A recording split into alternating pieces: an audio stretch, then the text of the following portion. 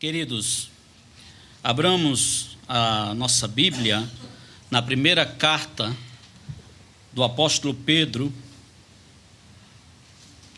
escrita àqueles irmãos que estavam dispersos na Ásia e que sofriam com a perseguição, e por instrumentalidade do Espírito Santo, o apóstolo Pedro escreve para fortalecer a igreja do Senhor Jesus naquela época e também nos dias de hoje.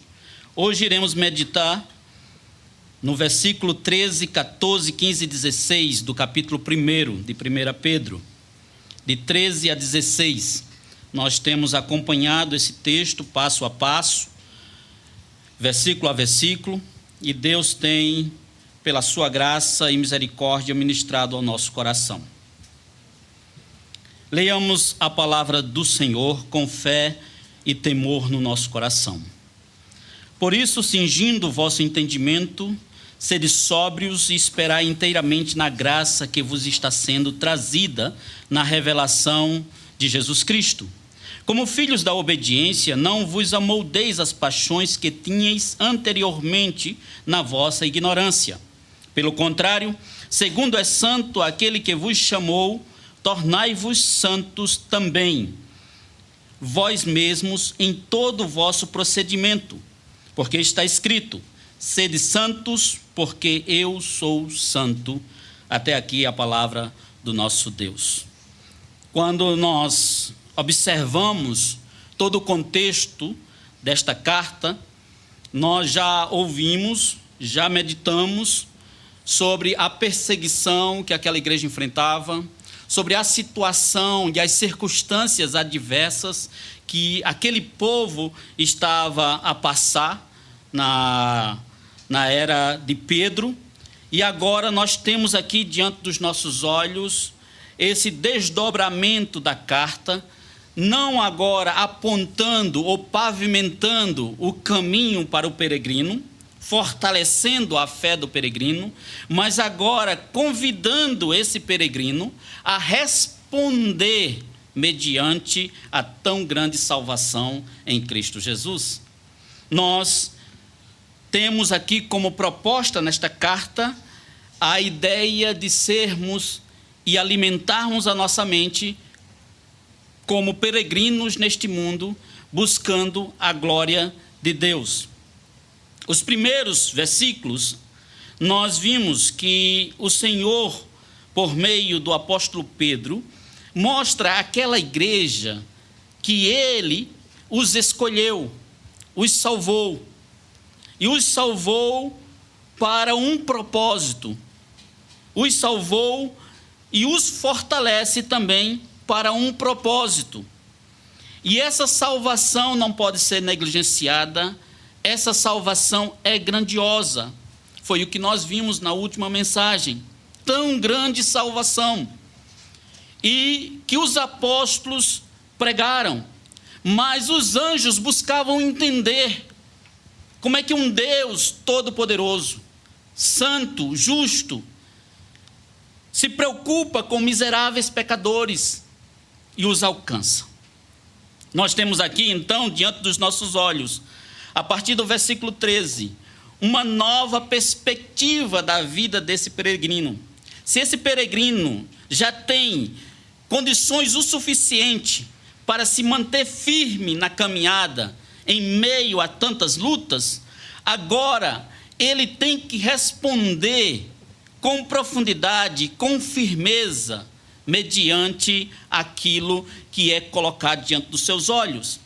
E esse convite é justamente a uma vida de santidade, a uma vida firme no Senhor. Só que a mensagem de hoje ela será dividida em duas partes, porque o texto não termina onde nós paramos a nossa leitura. Na verdade, ele segue o seu fluxo até o final do capítulo. Porém, nós temos aqui, dentro dessa perspectiva ampla e completa, a identidade do peregrino. E esse é o tema da mensagem que nós temos hoje, a identidade do peregrino. E é interessante que identidade todos nós temos. de uma forma muito própria, muito particular. Todos nós temos aquilo que nós configuramos e aquilo que realmente me apresenta e me representa de forma pessoal e privativa. Agora, quando nós olhamos para os peregrinos, para a igreja do Senhor Jesus, a identidade, ela é comunitária. Ela envolve toda a igreja. E dentro dessa identidade, hoje nós iremos buscar apenas 2 pontos dessa identidade, daquilo que nos representa. No versículo 13, nós temos uma identidade apresentada aqui por Pedro. E essa identidade é justamente a necessidade que nós temos da graça de Deus.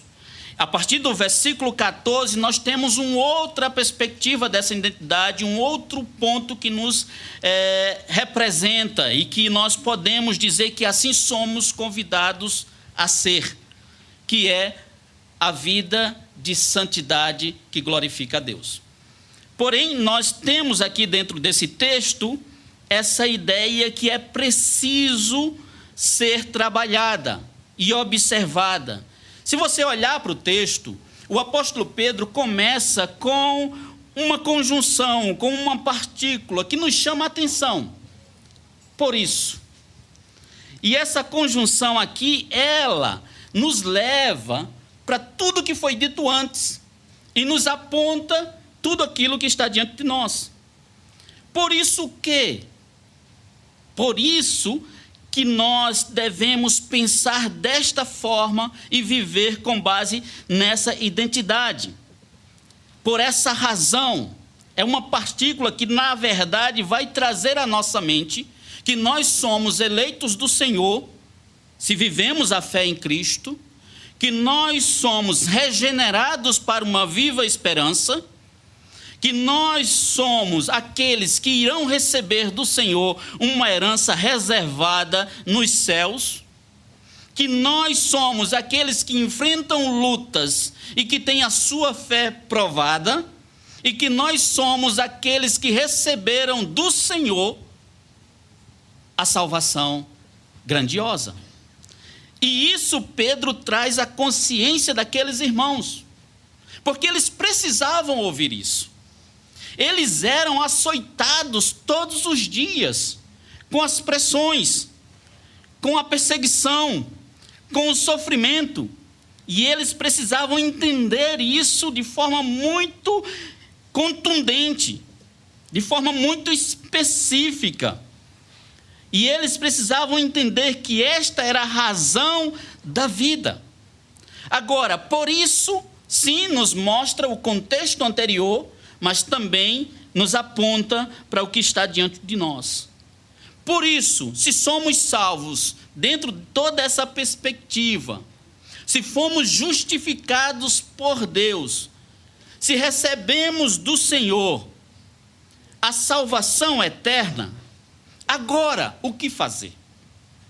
Agora, como viver? E aí Pedro diz para aqueles irmãos: cingindo o vosso entendimento, sede sóbrios e esperai inteiramente na graça que vos está sendo trazida na revelação de Cristo Jesus.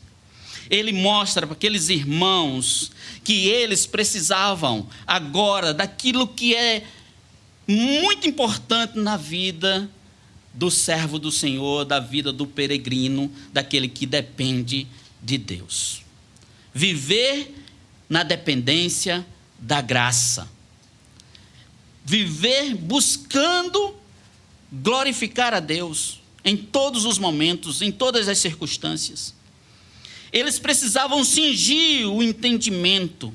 O que isso quer dizer? Cingir o entendimento é justamente viver numa perspectiva de quem está preparado, pronto para agir e reagir em todo tempo. Esse preparo é justamente o que Pedro aponta para eles. Agora, como estar preparados? Como cingir o entendimento? E no texto original é o lombo, cingir o lombo. Como isso se dá? Como isso se configura dentro daquela cultura? Era comum os homens vestirem roupas longas. E eles precisavam, para realizar as suas atividades, sempre de um cinto que prendessem as suas vestimentas, para que eles pudessem andar ou fazer qualquer outra coisa de forma fácil. E era justamente isso: se prepare, esteja pronto, porque a perseguição, porque eles poderiam enfrentar uma situação adversa a qualquer momento, e eles precisavam estar preparados. Mas preparado onde? Preparado de uma forma física, com suas roupas? Não necessariamente. Ele diz aqui, preparado no vosso entendimento. Na vossa mente. Ter o entendimento certo de que o Deus que os salvou, de que o Deus Todo-Poderoso estava ali derramando sobre eles a graça que eles necessitavam. E isso, na verdade, aponta sim para uma dependência. E a melhor posição que nós podemos ter na nossa vida é a posição de dependentes do Senhor. Talvez isso não faça muito sentido para você. Cingir, preparar sua roupa. Se fosse numa cultura oriental, sim, faria todo sentido. Até mesmo na África, a gente presenciava lá os homens muçulmanos, quando eles queriam fazer alguma coisa, eles subiam o seu vestido e amarravam na cintura. As mulheres também procuravam fazer o mesmo quando tinham uma roupa que pudesse cobrir a parte de baixo. Agora, vamos trazer para os nossos dias aqui, para a nossa cultura. Vocês já viram uma noiva com aqueles vestidos tradicionais? Correndo? Dá para correr?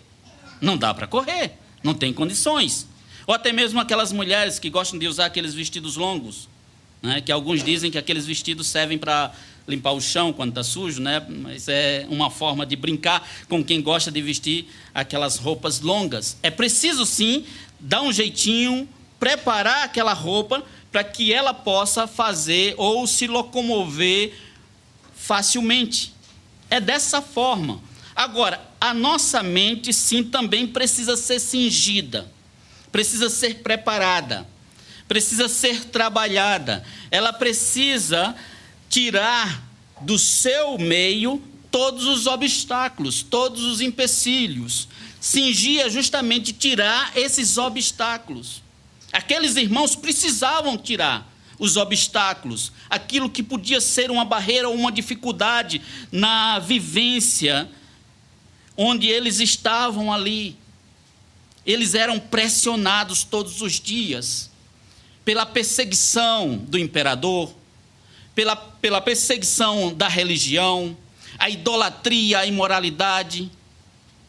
E quando eles se colocavam em situações difíceis, eles poderiam, assim, a qualquer momento, desistir do desafio. Mas aí o apóstolo Pedro diz a eles: cinjam o vosso entendimento. Para a gente entender isso, nós precisamos ler também o que nos disse o Senhor Jesus, em Lucas capítulo 12, versículo 35 a 37. O Senhor Jesus conta uma parábola para mostrar àqueles que estavam ouvindo que eles precisavam também estar preparados. O Senhor Jesus diz: cingido esteja o vosso corpo e acesas as vossas candeias. Aí diz mais: sede vós semelhantes a homens que esperam pelo seu Senhor, ao voltar ele das festas de casamento, para que quando vier bater a porta, logo lá abram. Bem-aventurados aqueles servos a quem o Senhor, quando vier, os encontrem vigilantes. Em verdade vos afirmo que ele há de cingir-se, dar-lhes lugar à mesa, e aproximando-se os servirá. O que o apóstolo Pedro quer dizer aqui? Esteja preparado.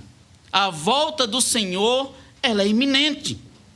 Pode acontecer a qualquer momento. Agora, como cingir o pensamento, a mente e o entendimento?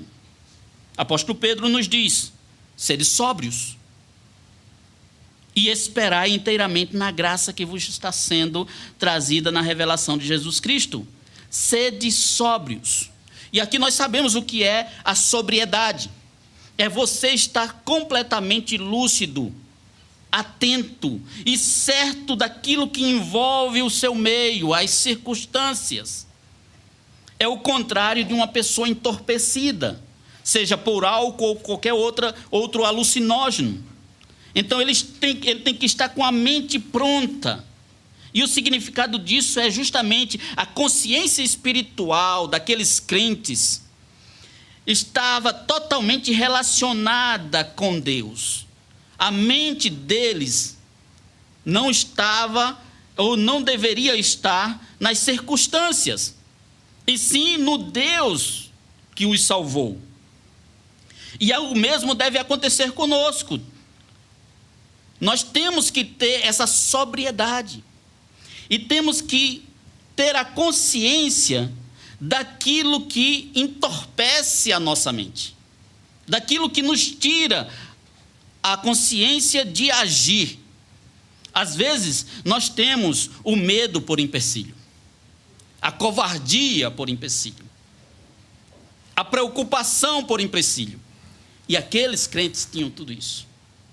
O medo fazia parte da vida deles. E às vezes eles precisavam de uma palavra de coragem para dar testemunho do Senhor Jesus. E não ficarem preocupados com as necessidades. Eles eram, muitos deles, desprovidos de um bom sustento. Por quê? Porque a cultura os afastava, os repelia. E eles precisavam ter a mente trabalhada, pronta para responder. A razão da fé, a razão da sua existência em Cristo Jesus. Então, olhando para esse texto e já aplicando de alguma forma a nós que estamos aqui, neste ponto, a pergunta é: o que tem atrapalhado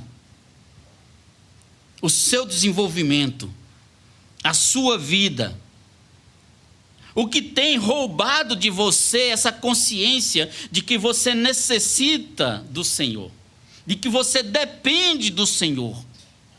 O que tem tirado os seus olhos da graça de Deus, da esperança viva?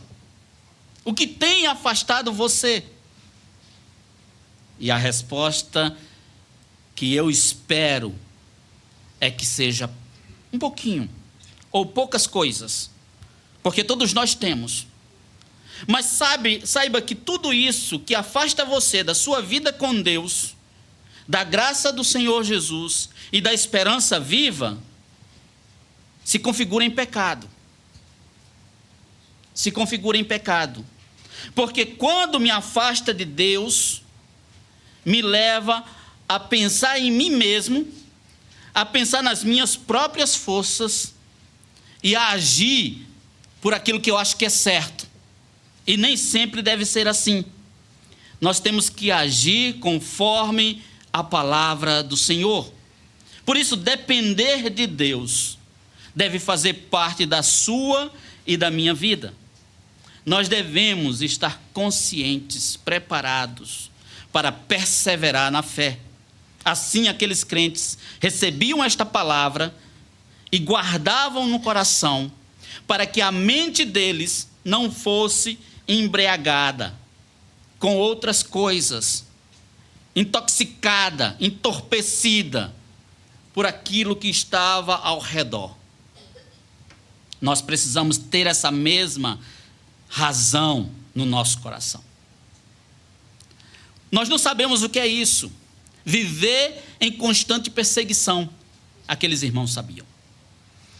Mas nós sabemos o que é viver em constante distração. Nós mudamos as circunstâncias, mas o perigo é o mesmo. E como aqueles irmãos sofriam tanto? Difamação pública, eles eram difamados. Violência que partia das autoridades. marginalização econômica, isolamento social. Eles sofriam tudo isso. E você e eu, o que é entorpecente a mim? E aqui eu tenho duas coisas: as lícitas e as ilícitas. O que pode entorpecer a minha mente como coisa ilícita?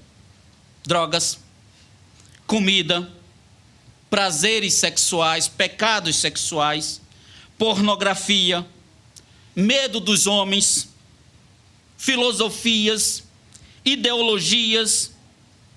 Isso me afasta, e isso é rotulado por qualquer um aqui como pecado. Como pecado. Mas nós temos coisas lícitas, e que nem sempre rotulamos como pecado, e é pecado. Amor ao dinheiro. Lutar pelo dinheiro, ou por uma carreira profissional, acima de qualquer coisa. Gastar horas na Netflix, vendo novelas, entorpecendo a mente, ao invés de se encher da palavra de Deus. Consumir, comprar.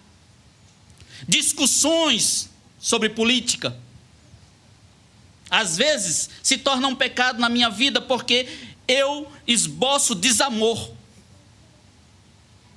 e perco a pessoa que eu deveria falar do Senhor.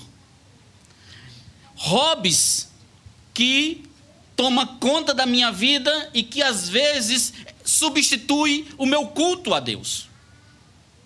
Esportes, passatempos, Instagram, WhatsApp, podcasts, tudo isso pode se tornar pecado na minha vida. Isso é lícito e é bom também. Mas como dizia a minha falecida mãe, tudo demais é veneno, mata. Então é preciso entender isso. E aqui cabe o questionamento, meus irmãos, sobre a realidade e a validade dos meus desejos, dos nossos desejos. Como lidar com essa questão, com aquilo que é válido e que de alguma forma dá um certo sentido. É verdade que os desejos, mesmo desejos lícitos, me escravizam. Mas também nós não podemos negar que eles são reais. Eles me escravizam, eu não percebo, e eles são reais.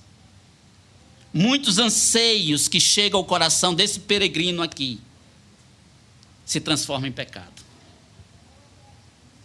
E eu sei que no seu também. Eu não estou sozinho nessa luta. Mas nós não podemos nos esquecer que existe um padrão estabelecido por Deus para você e para mim. A palavra do Senhor. E a mente do peregrino, do cristão, deve ser permeada, encharcada pela palavra de Deus. Mais uma pergunta: o que encharca o seu coração?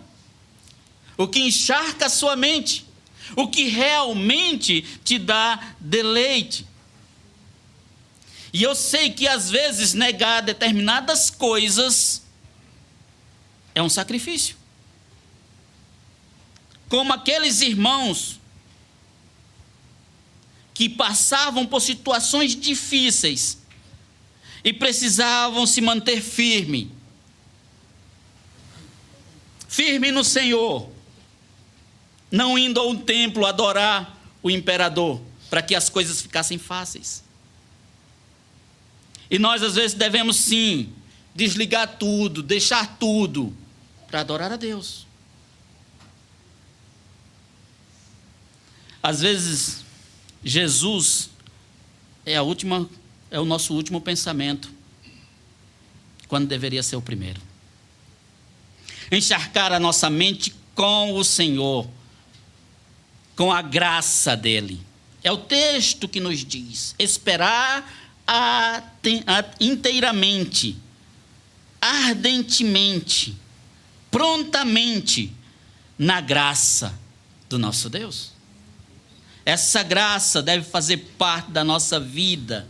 Nós devemos ser cristãos que dependem do Senhor. Assim como Paulo disse em Colossenses 3, pensem nas coisas do alto e não nas que são da terra. Essa é a nossa identidade. Homens e mulheres, jovens, adolescentes e crianças que dependem de Deus, da graça maravilhosa do nosso Deus.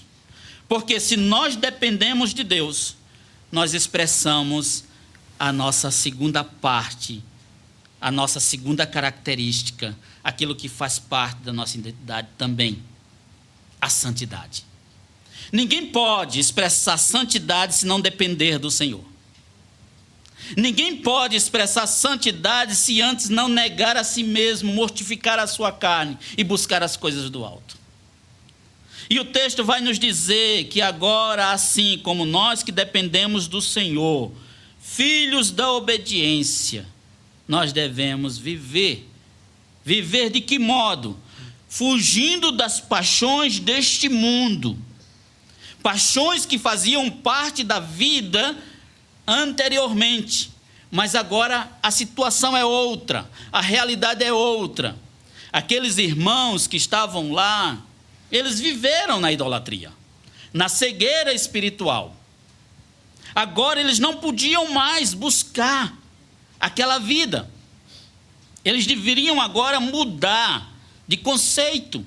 Eles agora eram chamados de filhos da obediência. E o que isso quer dizer? Obediência nos leva justamente à santidade. Se nós dependemos do Senhor, da graça de Deus, nós passamos a viver em santidade e nós passamos a obedecer ao nosso Pai. E nós sabemos que filhos de Deus são todos aqueles que foram alcançados por Deus e feitos filhos do Senhor em Cristo Jesus.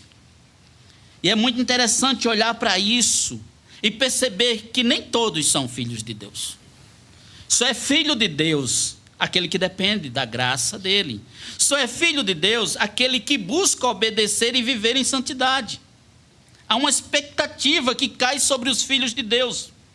Como diz João Calvino, não há ninguém que seja verdadeiramente filho de Deus que não se esforce para obedecer o seu pai. Ele se esforça. Ele deseja isso todo o tempo, todos os dias. E ele foge da idolatria, ele foge das coisas deste mundo. Ele busca glorificar a Deus. Por quê? Porque ele foi regenerado. Porque ele anda segundo a palavra. Porque ele depende do Senhor. Depende do seu Pai. Filhos da obediência. É uma realidade para todo aquele que depende do Senhor. Mas o oposto também é verdadeiro. Há muitos que vivem na desobediência, desagradando ao seu Pai. E esses trazem de Deus a ira, o peso da sua mão. A vida anteriormente vivida e que é buscada de alguma forma se configura em desobediência. Porque assim éramos filhos da desobediência. Efésios capítulo 2, versículos 1 e 2, texto tão conhecido. E ele nos deu vida, estando vós mortos nos vossos delitos e pecados, nos quais andastes outrora, segundo o curso deste mundo, segundo o príncipe da potestade do ar, do espírito que atua nos filhos da desobediência. Se você não vive buscando viver para a glória de Deus, dependendo do Senhor e expressando a sua santidade, você está na configuração de filho desobediente. E você sabe o que é ser um filho desobediente? Se não sabe, deixa-me te dizer um pouquinho, segundo as Escrituras. Um filho que vive na desobediência, segundo as Escrituras, é aquele filho contumaz, filho rebelde, que o pai chama, orienta, aconselha, e ele diz: não, eu vou fazer o que eu quero, eu vou fazer a minha vontade. E segundo as Escrituras, Deuteronômio capítulo 21, esse filho, ele deve ser apedrejado.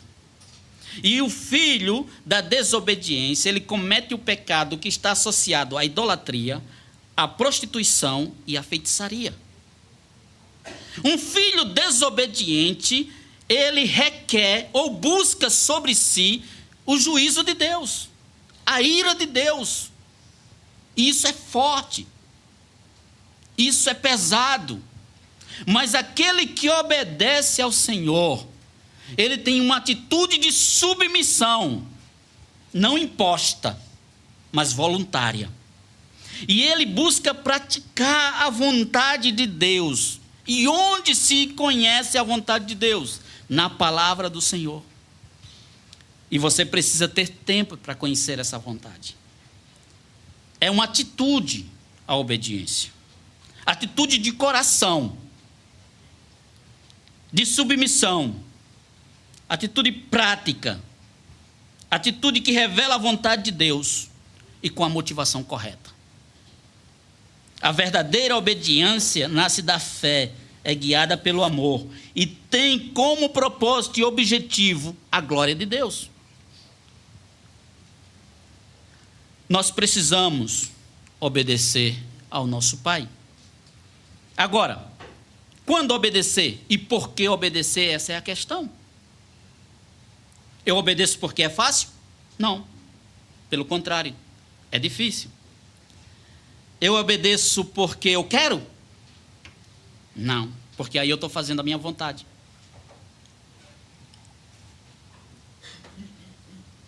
Eu obedeço porque Deus determina. Porque o Senhor me manda obedecer. A vontade de Deus é que nos encaixemos dentro das Escrituras.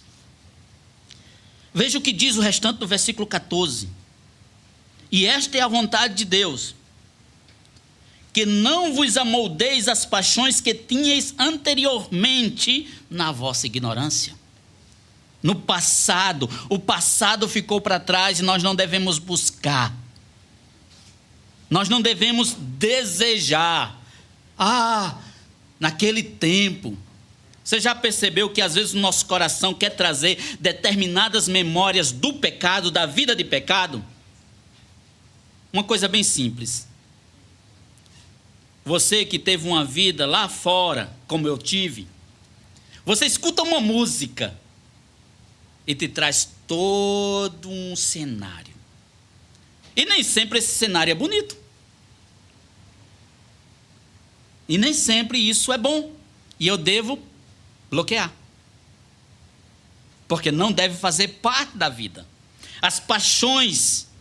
E aqueles irmãos estavam sendo convidados a isso. Não olhem para trás.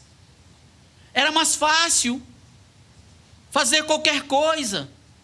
Participar da idolatria, da feitiçaria, de uma vida comum aos outros, era fácil, mas deixem isso para lá. A vida agora é outra. Vocês devem buscar uma prática de obediência. Era isso que Pedro estava dizendo. E Paulo completa, quando ele nos diz, em 1 Tessalonicenses, capítulo 4, versículo 3, pois esta é a vontade de Deus, a vossa santificação. Deixar o pecado, abandonar as coisas antigas que não agradavam a Deus e buscar as coisas que glorificam a Deus. Eu sei que isso é difícil, isso é duro, mas essa é a nossa identidade. Nós devemos viver de forma que Deus é glorificado. Por quê? Nós devemos adorar o Senhor na beleza da sua santidade. E aí Paulo completa também nos dizendo em Romanos capítulo 12, versículo 1 e 2: rogo-vos, pois, irmãos, pelas misericórdias de Deus, que apresenteis o vosso corpo por sacrifício vivo, santo e agradável a Deus, que é o vosso culto racional. E não vos conformeis com este século, mas transformai-vos pela renovação da vossa mente, para que experimenteis qual seja a boa, agradável e perfeita vontade de Deus. Deixar de lado todo o passado, deixar de lado todo o pecado e buscar a santificação. E eu quero dizer uma coisa muito séria para você. A cruz de Cristo, ela é base para a nossa santificação. Geralmente a gente pensa na cruz de Cristo e logo vem a lembrança de que Ele me libertou da condenação eterna. Mas sem a cruz de Cristo não há santificação. Cristo morreu também pela nossa santidade. Cristo morreu também para que expressemos essa vida com Ele. Nós devemos desejar viver de forma santa quando olhamos para a cruz. E é na cruz que a nossa santificação se sustenta. Porque se for a partir de você mesmo, você cai. Mas em Cristo não. E quando a gente olha para a cruz e buscamos uma vida santa, nós desejamos o céu. Porque esse mundo se torna o pior lugar. E a saudade de estar com o Senhor alimenta a nossa alma. Então, desejar viver uma vida santa é fugir da insanidade. E eu não sei se você já observou a palavra sanidade e santidade. Qual é a diferença? A letra T. A letra T. E que nos remete o quê? A cruz. Se não tivermos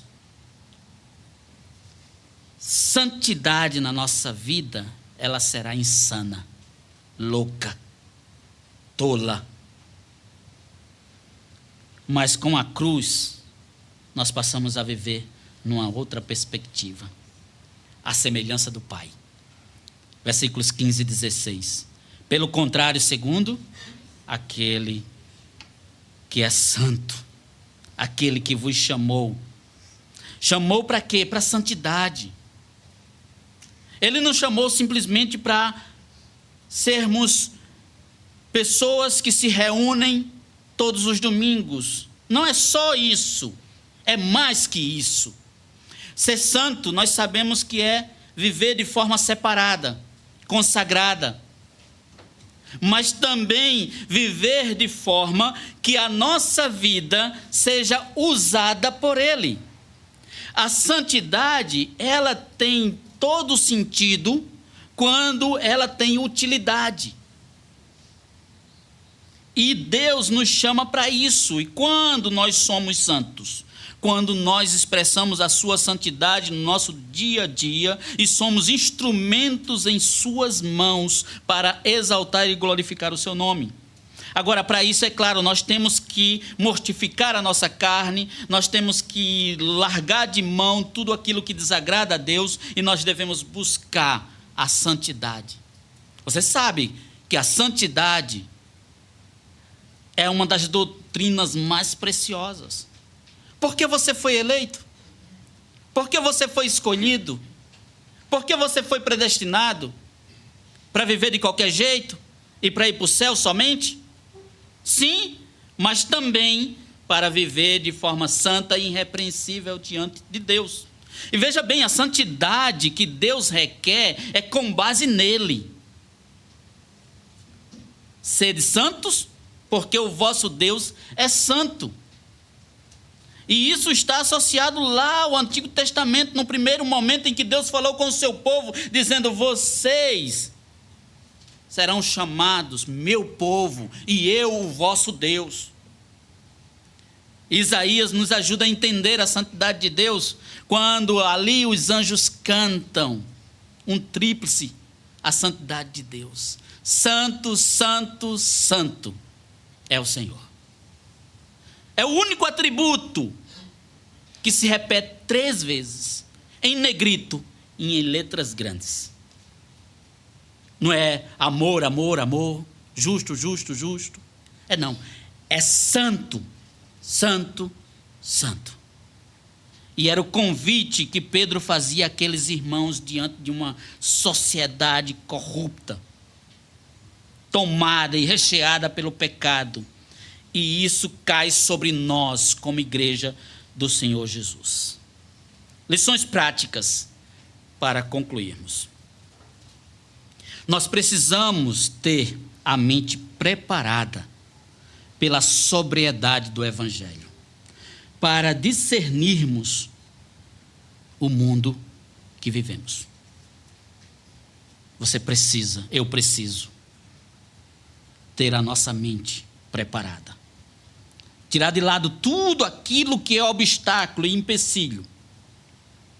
Outra coisa, saiba que você precisa, e eu preciso, todos nós, necessitamos da graça de Deus para vencer a nossa natureza pecaminosa, que quer nos afastar do Senhor todos os dias, colocando coisas simples. E busque no Senhor discernimento, entendimento. Saiba que Ele vai te dar graça para você vencer essas coisas difíceis. E também, você precisa ser santo, consagrado, separado para o serviço de Deus. Deus quer te usar para alcançar outros. Assim, nós precisamos viver nessa perspectiva. Porque o convite é: sejam santos, porque aquele que vos chamou é santo. E se Ele é santo, eu preciso ser santo. E eu te pergunto, o que tem amoldado a sua vida? O seu coração, os seus desejos, os seus pensamentos. Em que forma você está colocando a sua vida? A palavra de Deus? E eu te pergunto mais: o que você precisa largar, deixar, abandonar, para que a santidade seja realçada e ressaltada na sua vida e você glorifique ao Senhor? Viva para a glória de Deus e se comprometa com Ele profundamente. Seja santo, porque o seu Deus é santo. Sejamos santos, porque o nosso Deus é santo. Essa é a nossa identidade. Pessoas que carecem, que necessitam de Deus e que vivem em santidade. Deus nos abençoe.